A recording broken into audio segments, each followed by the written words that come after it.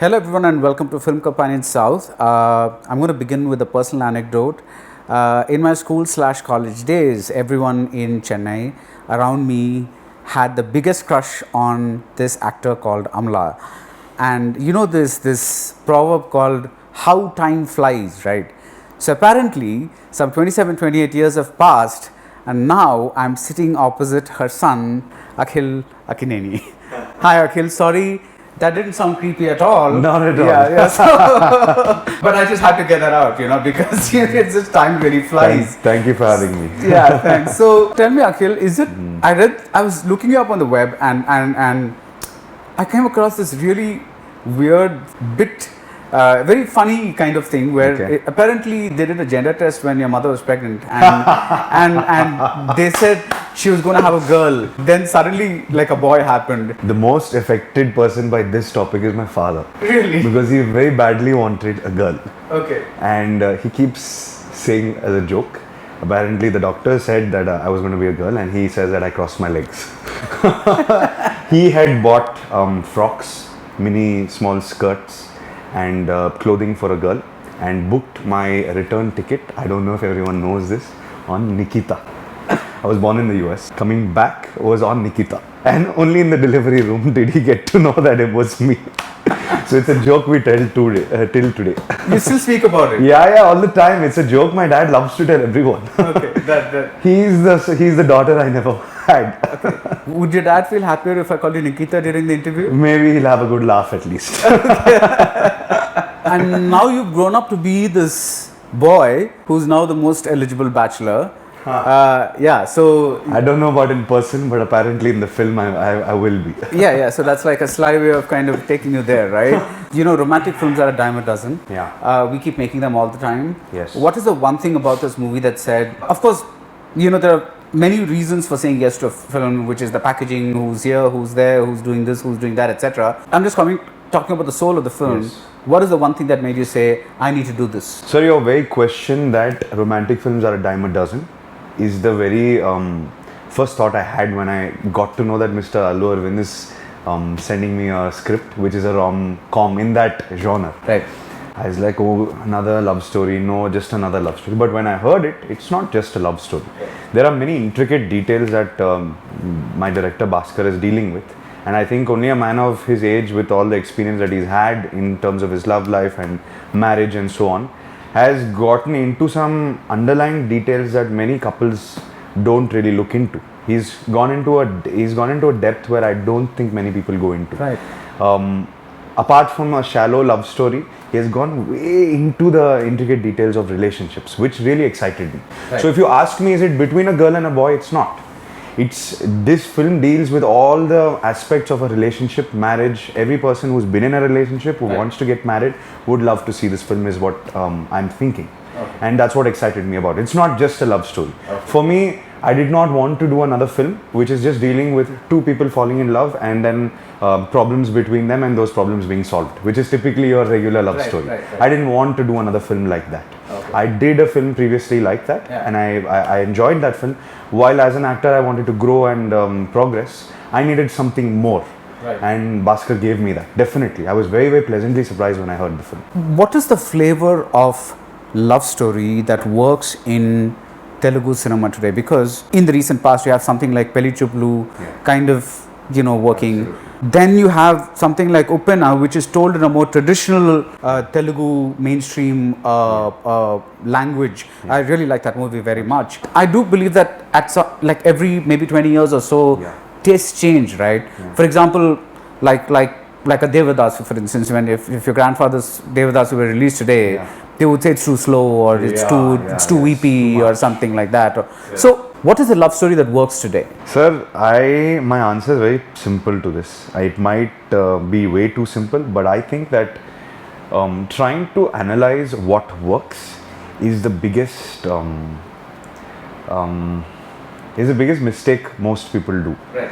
As an actor, I will speak on my behalf, or people in my profession as an actor, that if I spend too much time working on or trying to analyze what works for people, I will get into a rat race like most filmmakers would be in. I'm trying to discover the filmmaker I am. I'm trying to be honest as the actor I want to be. And in that process, I think a lot of that has to do with what I'm trying to prove as myself. Now, does that translate onto screen and as a creative, as a creative product? Do people like that? That's up to the audience. Now, because like you had said, Pelli Choopulu, because that film has worked. Now, if I go and do another Pelli Choopulu or something in that, because that is working, I don't feel that I'm giving everything to my craft. While we appreciate the films that are doing really well, we have to approach our work with what excites us from the core. Individually. Like what you just said about most eligible batch. Absolutely. Yeah. Individually, what excites me?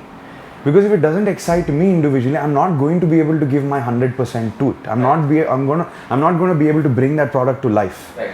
I'll be doing it very calculatedly. Right. Okay, this is what the audience likes. Okay, let's package it the way the audience likes and stuff like that. Right.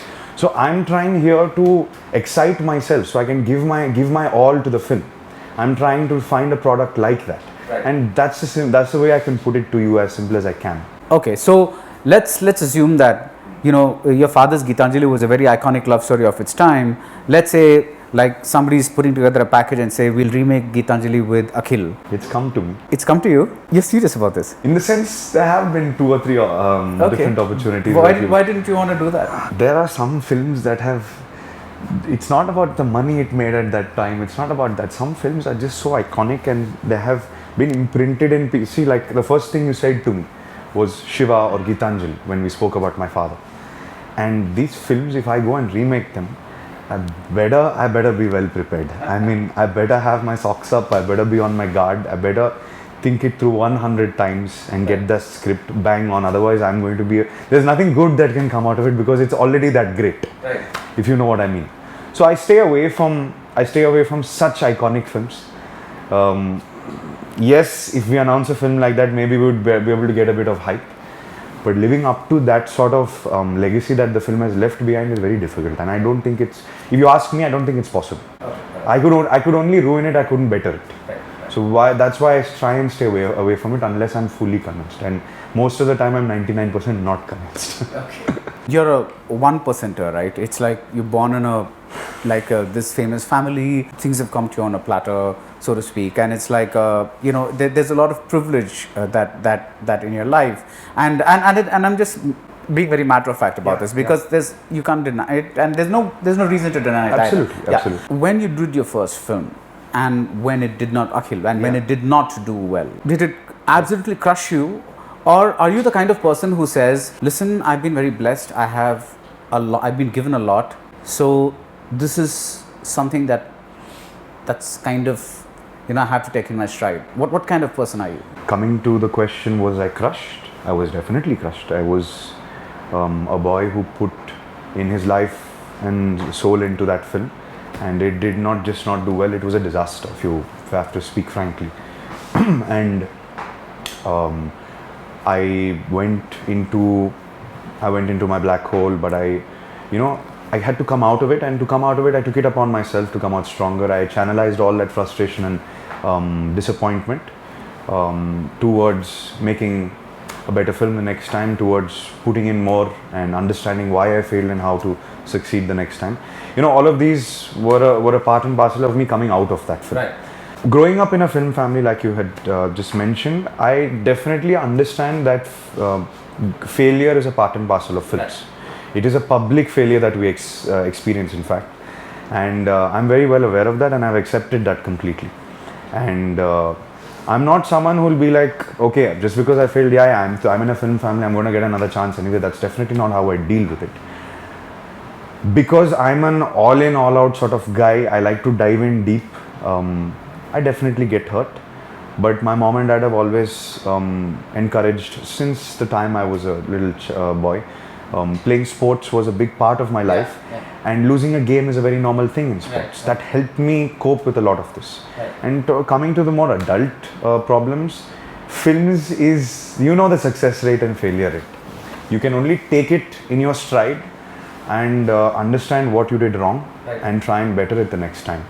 Until I prove myself as an actor that I am ready for success and that I am able to deliver back-to-back hits, I think that I will have to keep taking every film into my stride and coming back stronger. I've still not proven anything to anyone. I know that I love to live in reality, and I think it's very important for me to live in reality because already I'm in a dream world with the films. Right. So living in reality is something that I really believe in. Introspection is something I really believe in, and I keep a check on myself. And I hope that I can, like you said, take all of this into my stride and move forward. When the first film, like you said, became a disaster, as a teenager you were obsessed with cricket and you really wanted to play professional cricket. Yeah. Did any part of you said, you know what, maybe that's what I should have done? Did you ever think about that? Never. Never. I was very clear on films. Okay. I still play cricket till date. I can't go. Not just the CCL, but even with my friends or as a routine, I play cricket twice a week. Yeah. If I don't play cricket twice a week, I'll be a different person. Okay. I start getting grumpy. My team knows that, so they make sure I play.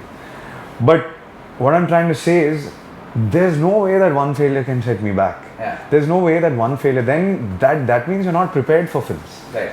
I mean, I'm saying this to anyone who's coming into films also.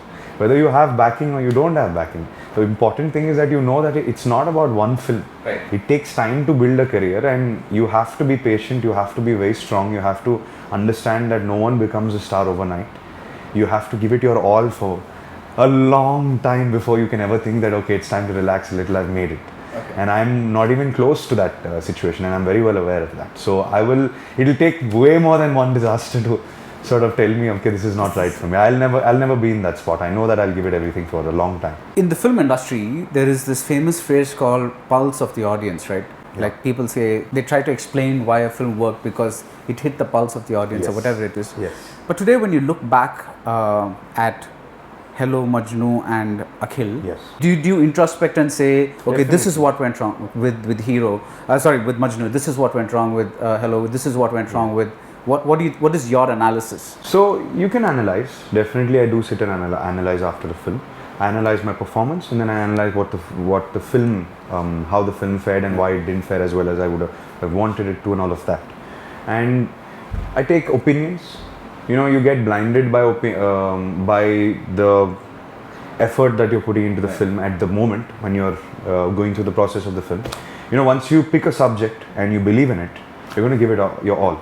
So I'm not going to start doubting my subject while I'm making it. Never will that happen. Only after we're done with the making process, released, and then we disconnect from it is when we can actually see through it a little bit. So definitely each film, Akhil was a very, very clear cut perspective. We were very careless with a lot of things, and no blame games. Yeah, and I'm not talking about. I'm not saying. Yeah. I'm not asking you to blame anyone. Correct. But what is so? Looking back, that film was very clear to me.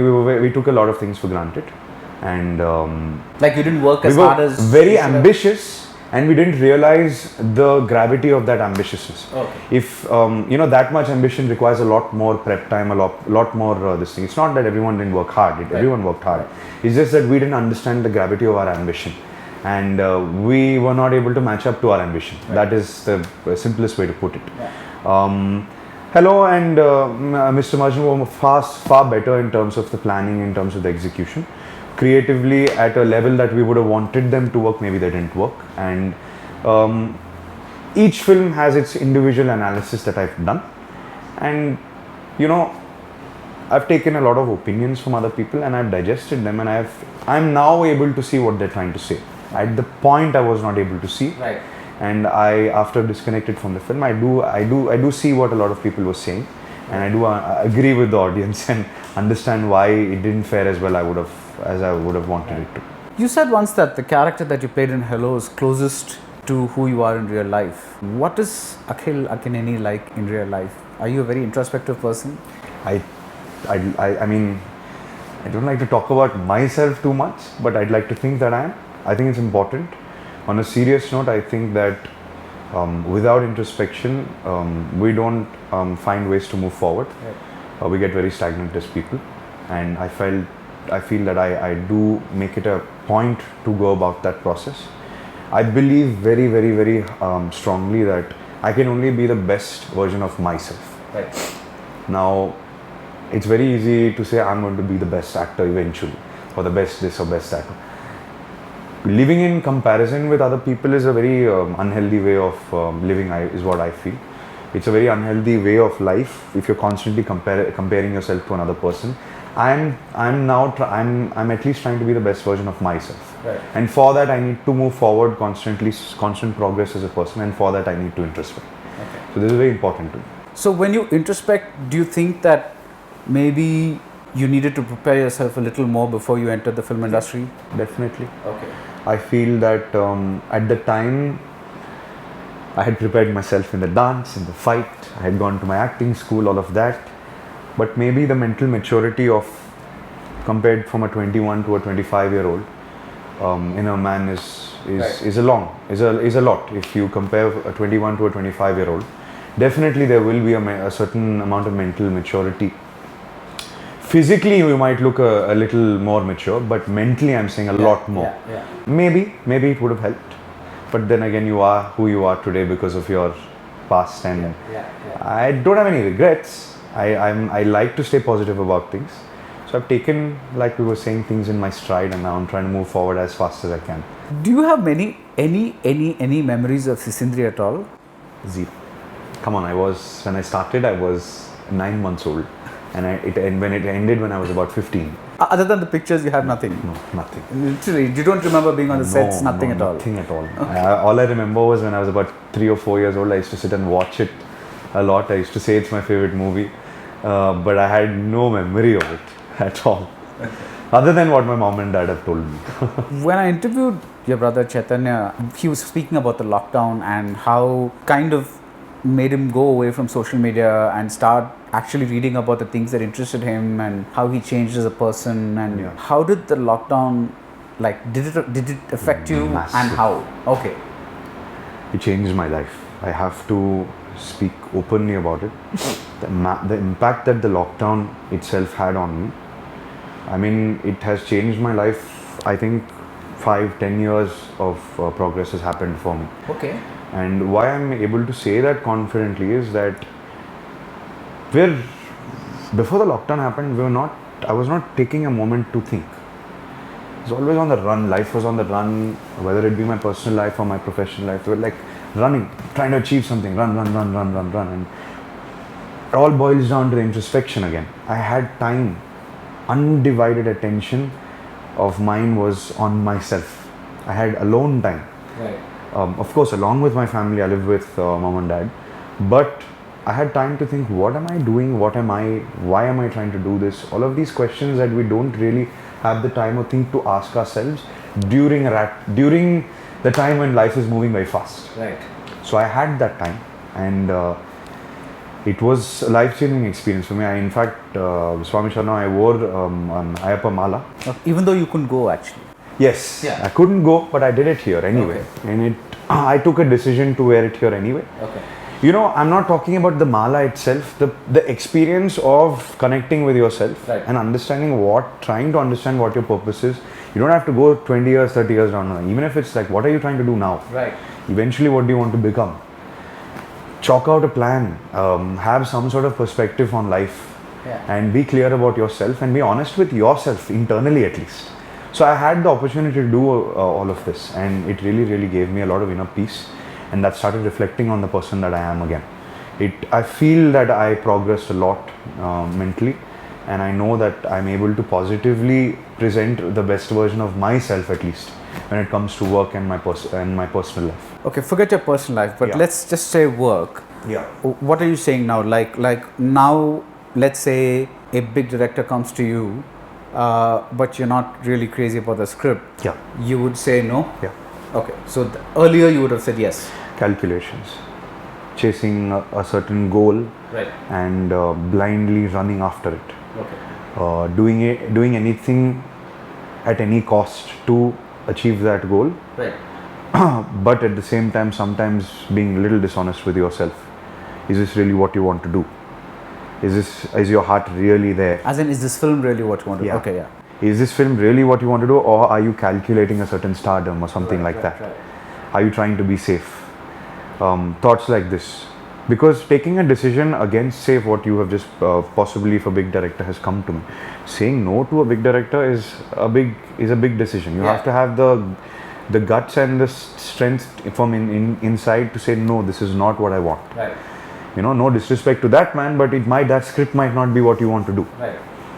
So definitely, I'm way more clear in my mind right now with the sort of films that I want to do and with the sort of actor I want to be. So did this break that you had, that we all had, Yeah. the pandemic induced break, Yeah. you still had some part of Basher to finish. Yes. So when you came back to the set after the pandemic, Yeah. did you find a new you in front of the camera? Was there something different that you were doing, either in terms of the craft or either in terms of how you were handling certain things? This film has taken a long time for the genre of film it is. It has taken a really long time anyway. Right. How long?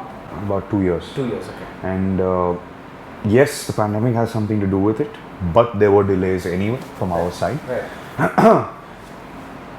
Some of the soul searching started with this film because there were long gaps and I was trying to figure out what am I doing. Am I trying to do love stories? Am I trying to do an action film? What am I trying to do? What do you want from your characters? What do you want to portray as an actor? All of these questions started. When I came back from Bachelor, coincidentally, I always think everything happens for a reason. In the film, Bhaskar wanted a transformation. And there's like 1.5, 2 years later in the film and all of that. And it so happened that the film took 2 years. And it so happened that I had gotten 2 lockdowns to transform myself.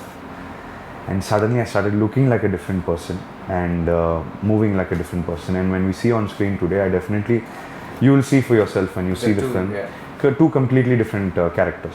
And the film required that anyway. And it happened very effortlessly. And people might think, no, he put in a lot of effort, but I'm just saying that, it happened naturally. And hopefully that's the momentum I'll be taking into my next film as well. And yes, to answer your question, I definitely felt like a different person after the second lockdown had happened. I felt really different. Like what? Like what? I mean, maybe because I suddenly became clear on what I wanted. There's suddenly this excitement, this blast of energy I had gotten. I wanted to work. That's all I wanted to do. I wanted to come back. I felt the need to prove myself in every shot we did, in every day of work. That fire that I always believed that I had in me came back 3 times, 4 times more. okay. And it was not that I was putting in any less effort before. It was just that internally, I feel that I was a little conflicted with what I wanted. And once I had that clarity, time to question myself, and once I got that clarity, I felt that there was no looking back at least. I was able to come to work with a certain amount of clarity, and that clarity gave me a lot of energy, I felt. Yeah. So you were also able to do a lot more in front of the camera, you're saying? I feel so. Okay. Chaitanya said at certain point, he stopped asking his father for advice on scripts. Now, you are still in the early stages Yes. of your career. I'm only on my 4th and 5th. Right. How does it work? Do you are you like I'm going to do my own thing? I don't think there is an exact particular moment that we decide, okay, I'm not going to take my father's advice. I'm not going to do this. But you, as a son, I know my father wants me to progress. He wants my mind to be able to take my own decisions. Right. Like this film, Bachelor, has been my own decision completely. Right. He had no idea you were doing this film. He didn't know the story until he saw the final copy. Oh, okay. He had heard the script 2 years back when we had started, and after that 2 years later he saw the final copy, and whatever little corrections he could give, and taking his advice was something that we also wanted. But coming to your question, I don't think that if I want to progress as the actor I want to be, I can't run to my father for everything. Right. Yes, I've been blessed to have a superstar of a father, to have that sort of knowledge at home. Yes, I've been blessed to have his backing, to have all the opportunity. All of that I completely appreciate. But I know he also wants me to progress as an individual, and for that I have to be independent. I have to be able to take my own decisions. I have to be able to pick my own films. I can't have him hand-feed me or give me the golden spoon every single time. He's given me that my whole life. Right. It's time I man up, and it's time I move on. Otherwise, move on. By move on, I mean it's time I start making my decisions, showing that I can do things on my own. Right. Otherwise, I will not I will not be the actor that I want to be. Right. And I know that he faced that with his father as well. And I know the experiences he shared with me. Right. So I definitely take it in, I say it with a lot of confidence that I know it's good for me when I break out from my father's shadow. You know, everyone, when they talk to you, they talk about your father, but not so much about your mother. After her career, she's gone into this whole world of animals and all this stuff. She's And on the I want to save the world mission. yeah, so she's saving the world. How has she shaped you? I mean, what I really mean is, you said that you're aggressive on the cricket field, but you're zen now in front of the camera. How has your mother, what has she contributed to the Akhil that you're seeing right now? She's a meditation teacher herself. She's into yoga and all of that, and she's into inner healing and all of that. Right. So I feel that a lot of what we have just spoken about in the interview, I have gotten from her, I've learned from her, and it's scary how peaceful she is. I get very jealous sometimes. The most stressful situations, she'll just have a smile on her face and she'll deal with it in the most calm manner, and it's very, very, it's refreshing to see it like that, because we're always trying to get things done, stressed all the time, all of that, and she'll just deal with it in the most peaceful way. And she rubs off on us at home, and at the most stressful time she can just make us feel at peace completely. And that comes from her, I think, the work she does after she retired from acting. She's still acting every now and then. Yes, she does it out of passion, she enjoys every day. I know she comes back home so excited after work, but the joy and the satisfaction she gets out of saving animals, or working with Greenpeace, or working with this and that, any organization, any welfare organization, I think that has made her the peaceful person she is today. Okay. Yeah, and she's amazing that way. She's on the mission to save the world. I don't think she will be like that for the rest of her life, for sure. Does she sometimes contribute to, like, this sounds like a good subject, this doesn't sound... My mother will only see the good in me. Okay. My mother will only wish the best for me. So I will take her support, and I will take her support and blessings, but I know that she has too much of a soft corner for me to be able to judge me. My father will judge me completely when necessary, but my mother loves me too much, and I think me being her only son, she's like... So she can't see the movie and She say, can only see the you best. went wrong there, and no, that you should have done that there, and she can't... Yeah, there's just sometimes my father will, bah, you and your mother. So I know that. So I'm looking forward for her to see Bachelor. I know that she loved the film, but more importantly, I think She's going to love all your films then, yeah. But this film in particular, I think that we've gone into depth with a lot of respect for women and that sort of stuff. She's going to enjoy the film a lot. So continuing with what, the advice that your father gave, what did he tell you when Akhil failed? But we're not here for one film. Right. There's no point in drowning in your sorrows, or oh my god, my film flopped, my this, my that. That will just show more of your weakness. Right. I've done almost 100 films. I've had maybe 50 failures, 50 successes, or maybe even more. God knows. Yeah. But if I was bogged down for every failure, then I would not be standing here for almost doing 100 films. Yeah. I would have quit acting a long time back. Take this into your stride and get stronger. Showing strength from your failure will always make you a stronger person, Right. and people will respect you more for that. So he definitely picked me up and showed me that, failing is completely a normal thing, and you have to accept it as an actor. There is no way any actor will go through 100% success rate. So until you get your success, take your failures as your strength and only learn from that. It's very clear from the beginning. Despite your zenness, My zenness. and your introspection and all that kind of stuff, what are you feeling right now about Bachelor? Because Excitement. you need that one big hit now. Yes, I absolutely do. I'm excited, ecstatic. I'm proud of the film that we have made. Right. More than anything, I think for the first time I was able to put Akhil aside and put the film in front of me. Right. This film is way more. I'm not the film is me. Right. If you get what I'm saying. The film was way bigger than me. I put everything aside and we worked on making this film the best possible product that we could as a team. There are a lot of people at Geetha's office, and between all of us there were a lot of minds working on this film, and we came together as a team effortlessly. Okay. And I'm proud to say that we've made a very, very, very content based, um, not your run of the mill, or what was the word you said, dime of the dozen, Dime a dozen. dime a dozen love story. We have made a love story with way more soul than you'd expect. Right, but what are you feeling now? Are you What feeling am I feeling? nervous? Are you feeling I'm nervous. It's been 2 years since we've had a release. We're releasing in a pandemic situation. Yes, there is a lot of butterflies in my stomach, and I'm flapping around like a butterfly myself, hoping that everything goes well in this situation.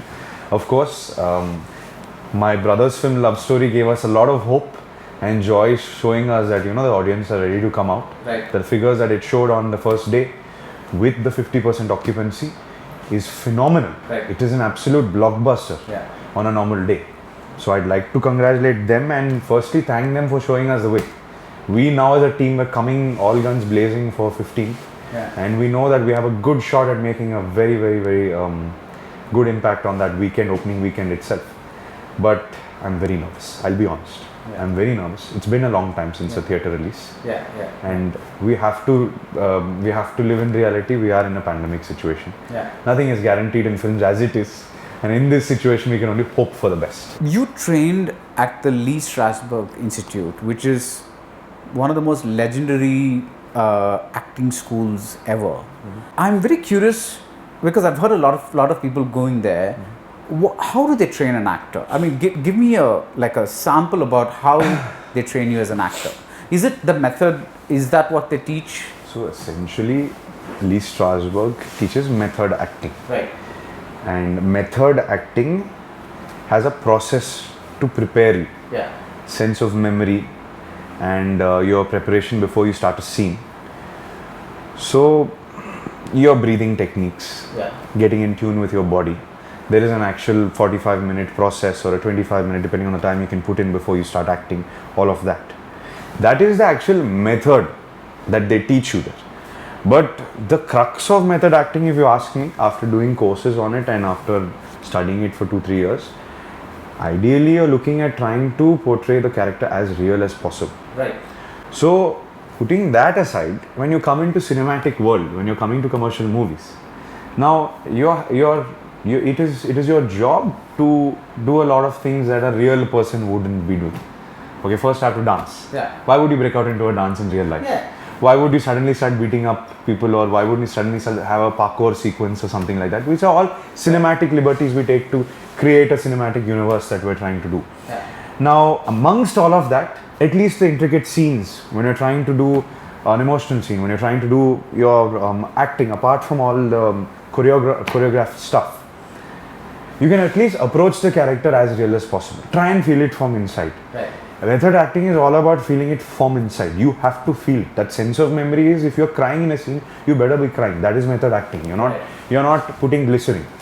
Right. So we've done it in class where we've been crying without glycerin. You're not allowed to use glycerin in method acting. Because you're bringing up memories. Your sense of memory is that. So you would draw on a past memory that made you so sad that you cried. So, for example, you had an Instagram post about your first pet lab, the lab that died. I don't know when exactly, but yeah. So that would be a kind of memory that you might draw upon. Absolutely. When it's like, supposing the director says you have to be really sad in the scene. I mean, you have a bank of such things that. I have a bank. It sounds simple, but I have a playlist. Okay.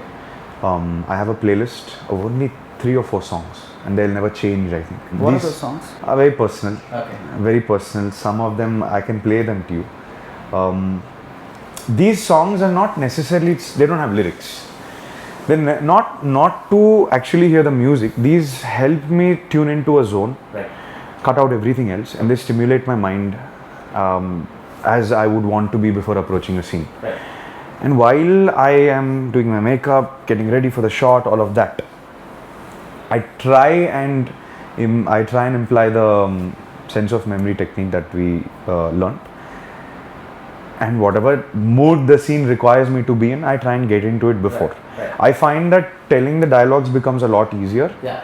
And I'm someone who gets distracted very easily. That's why I always listen to music. Right. I have a mind that will suddenly catch too much attention on small things. Right. So I tune into that. The very reason I have these the noise cancellation headphones, and I tune into that music to keep myself in tune. Right. Now, the people at Lee Strasberg might say this is not the exact process that they taught me, But I say that everyone has to find their method to bringing their best to work. Right. So it's very important that I do this. Yeah. If I was- And I find it very interesting that you're actually following the method as prescribed in the method, playbook, which is like. I wouldn't say I'm following it to the T. I have my own way of doing it, But yeah. but I'm definitely doing something. And I think that having a routine before work sets you in a path, sets you up for the day rather than coming in with a scattered mind. Right. I could be given a very strong scene in the morning. With a scattered mind, I don't think I'd give my best. Right. So my intention behind doing this 45 minutes of prep before going into the scene, a lot of people ask me on set, actually, the character artists ask me, why don't you talk much? It's not that I don't want to talk. It's not that I don't want to, joke around and fool around on set. It's just that I feel, especially when I'm doing delicate scenes and all of that, I feel that the more tuned in or out of tune I am from the rest of, from everyone else, I feel that I'm giving a better approach to the scene, or at least I'm giving my best. Can you take a scene from Bachelor, Yeah. a non-spoilery scene, Okay. and tell me how you applied that method to a commercial movie? When I say commercial, you know what I mean, like our kind of cinema, Yes. as opposed to Streetcar Named Desire or something like that, So Bachelor was very easy for me to apply any of these methods. Okay. Firstly, because Bachelor, at the end of the day, even though it is a commercial film, we were still very near to real life. Right. The way the characters spoke, the way the scenes were conceived, we still we kept it very real, relatable. Right. Is the right word. So it was easy for me to do it, even in the climax scene where I had to be very, very intense and I had a lot of dialogue to say, and all of that dialogue it had to come from the heart, otherwise it will just seem like a very overly dramatic scene. Yeah. So all of that, we spent a lot of time together, the director and me, correcting each dialogue, saying it out loud, feeling the dialogue, and any time I felt, no, this is again feeling dramatic. It's not coming out naturally. What can we say more naturally? What can we say to make this feel more relatable to someone? He's not acting, he's actually saying it. Right. So these processes were definitely done, and Bachelor was, if you ask me, was easier. Yeah. There were no punch dialogues, there were no Right.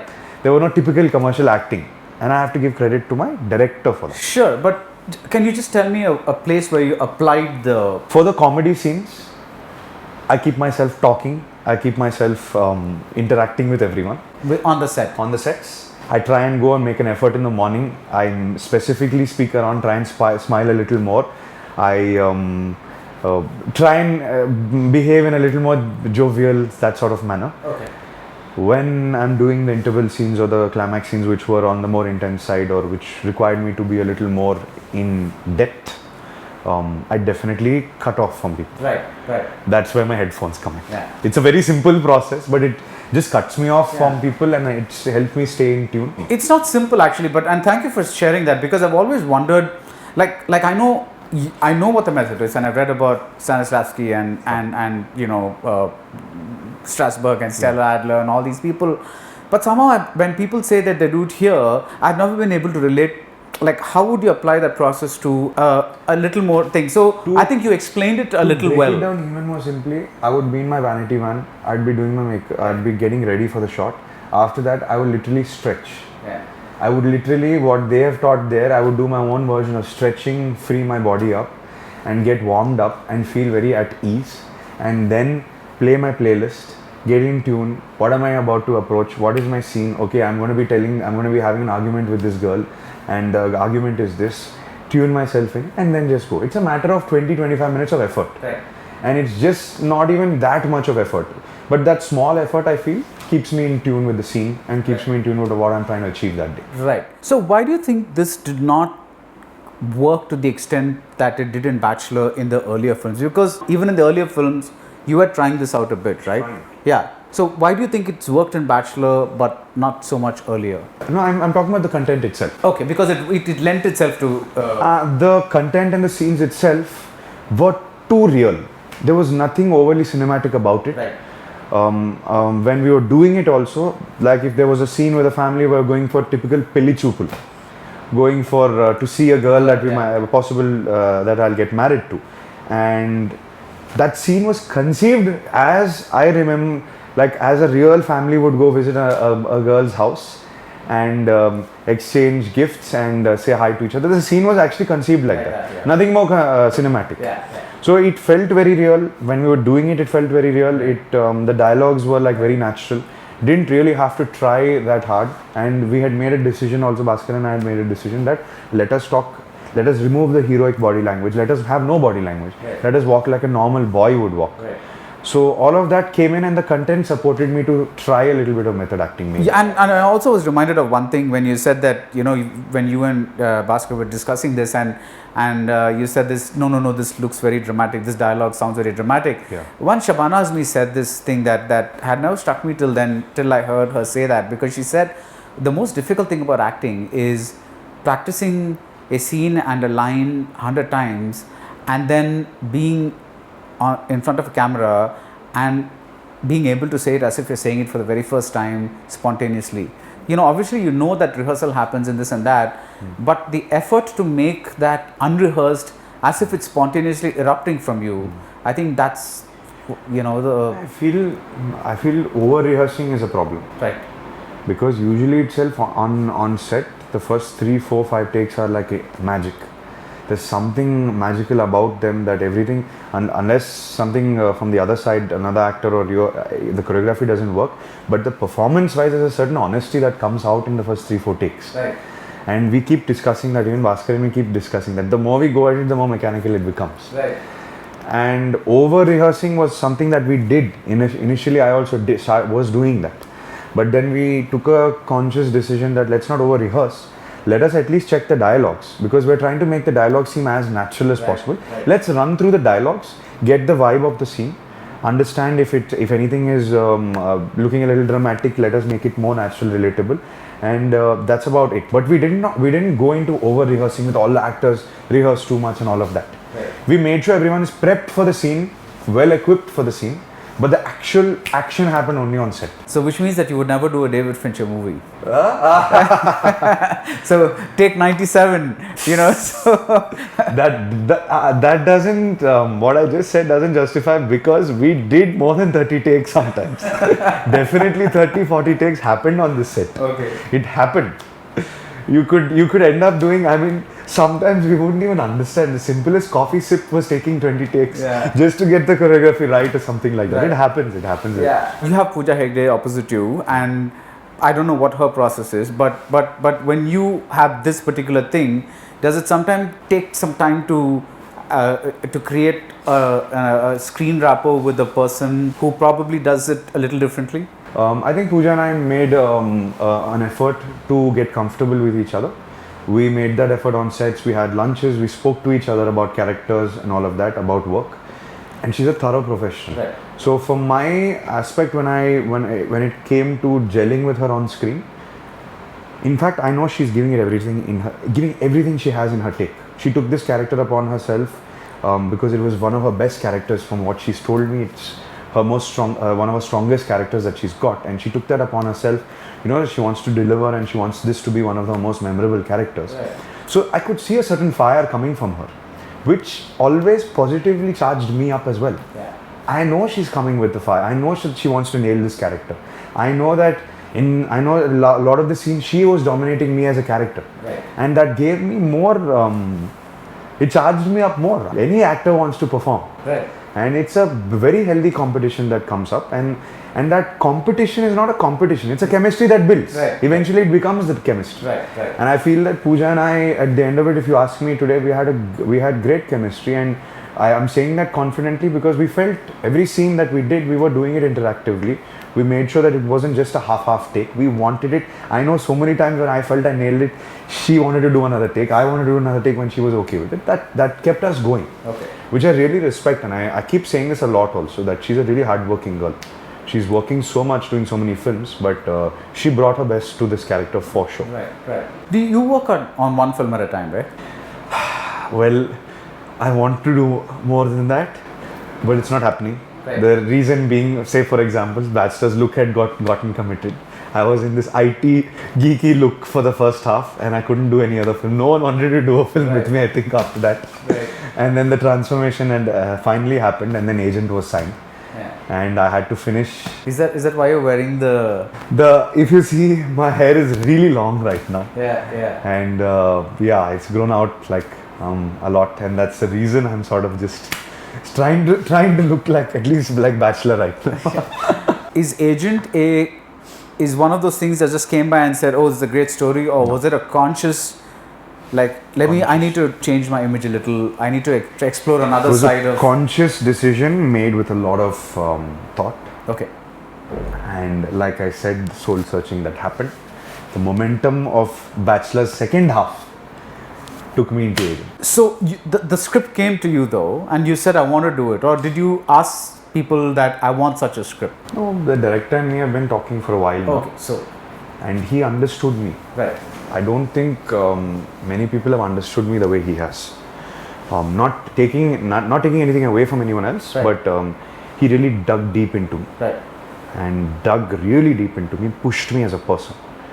Just like Bhaskar pushed me in this film for the transformation of the second half and all of that, Surendra Reddy sir really went for it. He pushed me a lot, and that was something I wanted and needed. Right. And along with the progress I was seeing as a person, he helped me take a decision that I had for a long time needed to take. Okay. Which explains the badass look with the cigarette and the smoke coming out and the hair and the ripped body and Can't be stagnant. Gotta do something. I gotta give something else. right. I played the lover boy. I've just shown you 2 films. I'm going to be showing you the 3rd film as a lover boy. Enough. I've got to show you more. Something. Yeah. If I don't, then I'm getting lazy. Right. So this is all for the audience to, at least see a different side of me. Right. I'm trying to prove that I'm trying to prove myself and what I can do Right. to myself and everyone else. Right. So it's important that I progress. And Agent is a step that I'm taking. Right. It's an action movie. It's an action genre. Yeah. It's a spy action. So what's your routine like for Agent? Are you doing one of those? I'm eating 2.5 grams of chicken, one shot of wheatgrass. Is it that there's something like that, or? If you want to maintain the physique, you have no choice Right. but to. I've not had a break. I don't think I have. When was the last time you had a pizza? I have a cheat meal. Once a week, I have a cheat meal, and that cheat meal is also calculated, but it's a proper cheat meal. Okay. How can you have a proper but calculated cheat meal? So it's a certain amount of calories in that cheat meal I have to have. Okay. So that I benefit from the cheat meal. But long story short, I have a nice massive cheat meal with some ice cream, with a pizza if I want to. Whatever I feel like at that moment, I have a nice cheat meal. But otherwise, what is it like? But otherwise, 20 meals a week would be in my diet, in my macros. Basically, I'm on a caloric diet with a certain amount of carbs, fats and proteins. And it's all measured. And somebody's doing that, right? Yes, I have a nutritionist, a professional nutritionist doing that, which I could not have achieved this body that I have without. It's a team effort, definitely. Yeah, you hit a point where you're like, how long does this have to? Because the pandemic happened, and I kept having to maintain it, and the pandemic, when the second lockdown happened, it was like, okay, we might open in a month, and then I have to be ready. So it's like I had no choice but to sustain. So I took it up. I just took it up as a challenge, and I just made it my lifestyle. So I'm not complaining anymore. I'm very much enjoying it. Right. And being fit at the end of the day keeps you really active and clear. So I'm cool. I'm not complaining. I'm enjoying the process. Okay. Some people think I'm a little psycho at the moment because of the way I'm eating so precise. Like you said, I measure each shot of vegetable juice, each gram of rice. They're like, how do you live like this? It's like you get used to it. Yeah, you get used to it. But I'm not starving myself. I'm eating a lot of food. It is just very specific food. So would it be fair to say that now you've become a very self-motivated person when it comes to these specific goals? I mean, there is no other way to do it, I feel. I've always been a guy who needs some sort of challenge, right, or some sort of target at the end of the tunnel. I need to see something. Right. I can't blindly keep going on. If I have no eventual goal, then I start wavering. So whether it be a short term, 1 month or 2 months or 3 months, what do I want to look like? Okay, I have to maintain this physique for the next 6 months, 8 months till agent gets over, or the next 3 months or 4 months, whenever. We don't know that. Yeah. But at least, okay, I'll say, okay, we're done with this body shot. Next 2 months, what is your goal? Even though they don't need me to take off my shirt, I still need to maintain the body. That doesn't mean. But that isn't there a poster there that has you like showing your abs or something like that? Yeah, there is. I did 1 or 2 body shots. I still have more to do in the film, so I have to maintain the physique. Okay. So what I do is I set myself a goal. Okay, this month is all about this. At the end of this 30 days from now, you have to look like this. There is a mistake that is there, or there's something that can be better. I tell my team, this is what we're working at, and then we'll work towards that. If I don't have that, then I'm waking up with like no okay, what am I doing? I'm just going to the gym and lifting weights? No. Right. I need something to keep me going. Some challenge or some goal or something like that. Right. So that's the way I keep myself motivated. Right. My cheat meal, which I have once a week, is a meal that if someone else tries to eat, they will drop dead halfway through. That's how much I eat in excess of 2,000 calories in one meal. It's madness what I eat. You eat more than 2,000 calories? I eat 2,000 at least in one meal. And how it's many like 4 meals? courses. It's a lot of food. That's like 8,000 I'm calories. inspired by this Dwayne Johnson cheat meals. But that meal literally keeps me going for the rest of the week. The other 7 into 3 meals, or barring the one meal, I'm able to eat precisely with no complaints because I know that one meal is coming. You look forward to it. Yeah. And you have no idea. Sometimes my friends will catch me on my iPad looking at a cheat meal recipe on YouTube. I'll be looking at this street style burger made or something like this, and I'll talk to my chef at home about this. Let's try this. It gives me some hope. It gives me some excitement, saying that okay, this is what I have this meal coming, so I have nothing to complain about. Right. I'll stay on point. So I feel like that is a way of me motivating myself. Right. So you gotta find your red buttons and keep pushing them. We are in an HR session. I am the HR manager. You're the applicant. Okay. Right now. Yeah. I'm going to ask you this very, very cliched question. You never had a job interview before. Yes. Where do you see yourself 10 years from now? It's funny, I was just talking about this with my team the other day. I see myself hopefully 20 films down. Okay. 20 films more mature. Being able to find the balance between being a selfish actor looking for a nice character, at the same time being able to mature into being a good filmmaker and make films that work for the audience. A good filmmaker as in a director? No. In the sense that, being an actor, you also have to have command over the rest of the crafts in the film. Right. See, as an actor, we get wooed by our character. This character could really excite me. I want that. I'll look good doing that. Yeah. I want people to appreciate my performance, all of that. But is that character in a good film? Is that film going to work? Yeah. That is the balance that an actor requires. Yeah. And I hope to see myself get that perfect balance between finding the right character and the right film together, and being able to get a script ready and execute that script and release a film. It's a package deal. Okay. And I hope to see myself being able to do that. Hopefully everything works out. Like how Mr. Amir Khan does all the time. Yeah. That's an ideal example. Yeah. He's such a passionate filmmaker. Yeah. I happened to meet him the other day, and he had come for my brother's. Yeah, he'd come I'm in for. awe of that man. The passion he has as an actor and a producer and a filmmaker. So it's incredible. I mean, we could only dream of. You didn't say, for example, like I want to work with all the best filmmakers or something like that. You said something a little more abstract. I think that shows a certain way of thinking, and that's interesting because Am I hired? You're hired. Yeah. If I could make movies, I'd hire you. So anyway, thank you so much, Akhil. It was a pleasure. It was a pleasure talking to you. I haven't felt this comfortable in a long time. Thank you so much. It was very easy for me to speak. Yeah. And you had said that I'm in some Zen zone. It's because you also made me feel comfortable. I was able to speak. Thank you very much. And really, I hope the very best for Bachelor. And hope it does well. Thank you so and much. I hope it increases the hope that the industry needs. I think all industries need hope right now. Absolutely. So whether it's Tamil or Telugu, Malayalam or whatever it is, all industries need hope. So this is us against the pandemic. Yeah. We all have to work together and get us going. So fingers crossed. Thank you so much. Thank you. Thank you.